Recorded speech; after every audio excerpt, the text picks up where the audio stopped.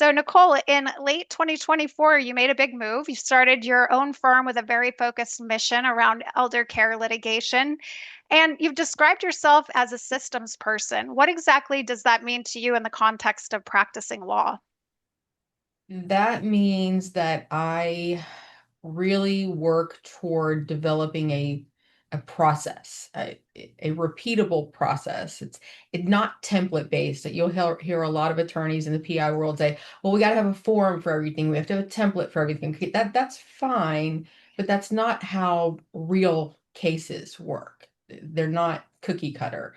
But you do need a process. You do need an understandable, something you can explain to everyone else about what do you need to go gather? How do you need to look at them? What are you looking for? What's going to build your case? And that's where you need to have standards and consistent ideas about what you do. So it doesn't have to necessarily be the exact same thing every single time, but you need to have that flow laid out for other people to understand where your brain goes, which is, I feel bad for them sometimes because my brain's a little much, but Have you ever witnessed firsthand what happens when an attorney doesn't have a system like yours?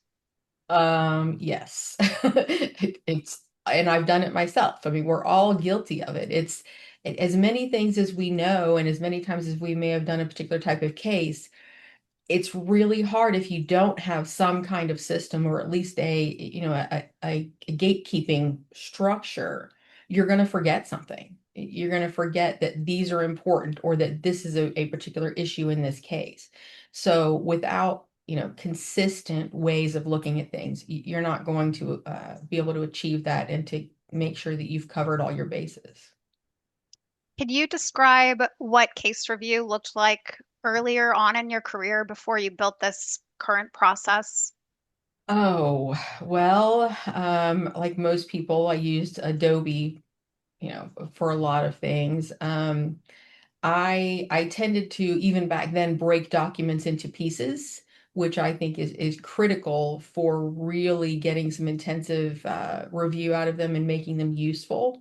And luckily that habit translated extremely well into lit software and DocReviewPad especially.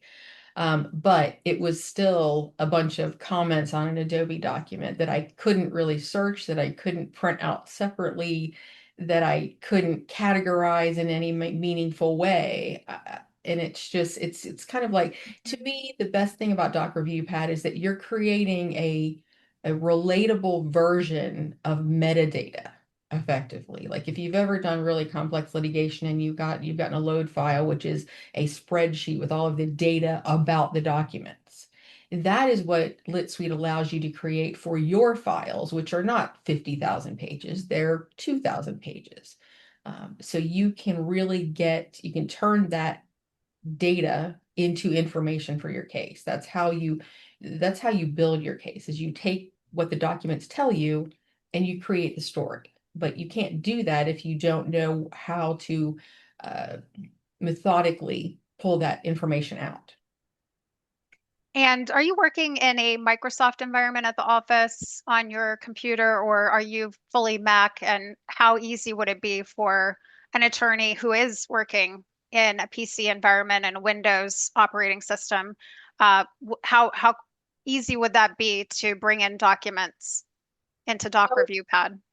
I don't think that the Mac versus PC issue is as much of an issue as it used to be.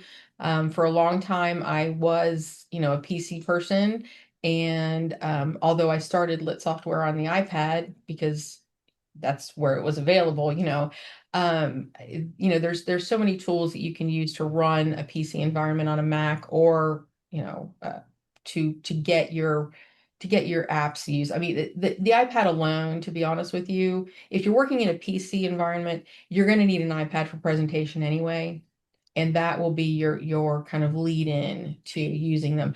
I much prefer the desktop apps because of the volume of that I use them on, but for most people that your software is designed for, the iPad is going to be perfect for them. because they're going to be sitting there at 10 o'clock at night looking through a thing of documents that they just got, and they're, trying to find some notes and or trying to find some, little tricky things in there. And so they're not doing like the huge volume. But when you develop your system, you may want to think about ways to put that onto, a desktop version of that. But